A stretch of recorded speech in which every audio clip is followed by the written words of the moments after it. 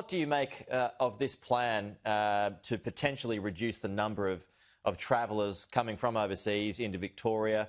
When it comes to Labor, that's very different to the argument that Labor's been speaking about federally, but more locally, what do you make of it?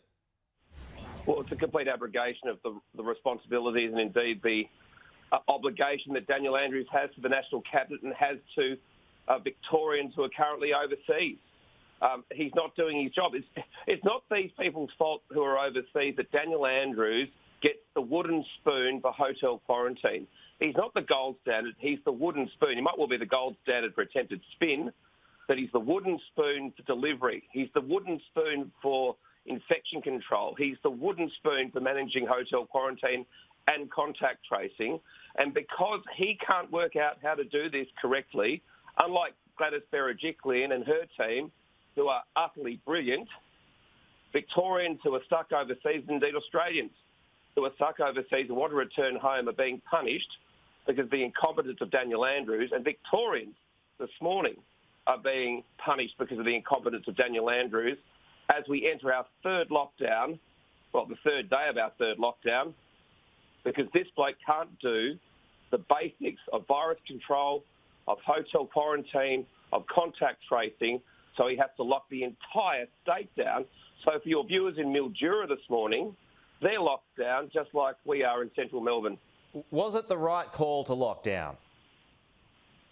No, because it's essentially using a sledgehammer to crack a nut. 21 cases.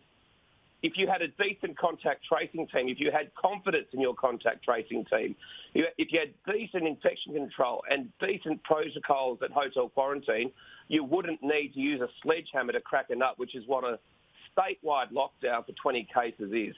If these numbers do continue to remain low, and we'll get an update soon, Tim, on the daily update on new cases, though, if they stay low and then you find yourself out of lockdown by Thursday, wouldn't that prove to be the right call then? No, not at all, Pete.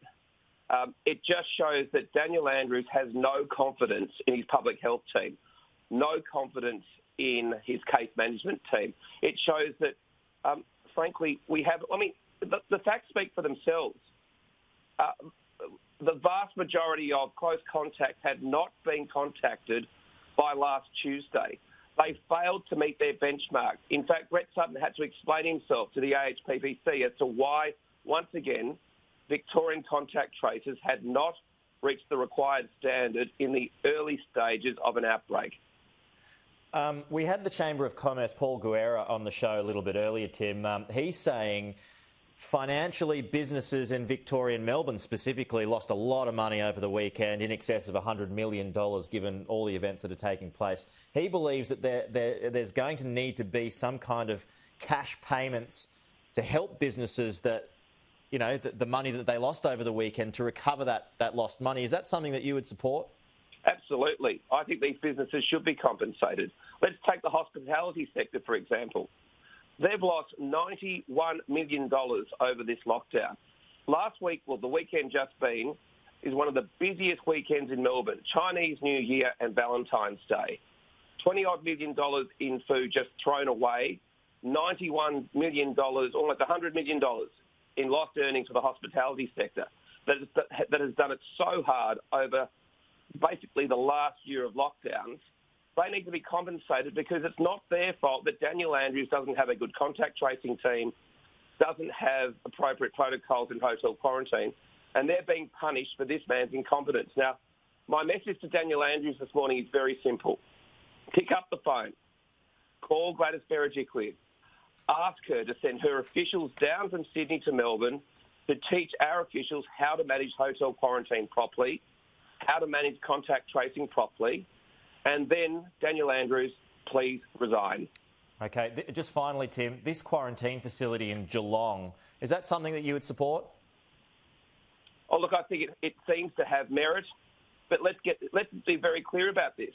New South Wales has been quarantining 4 times the number of people than Victoria in downtown hotels without a problem. And there's been a few glitches here and there, as there always will be, but they've seemed to manage it much better than Victoria.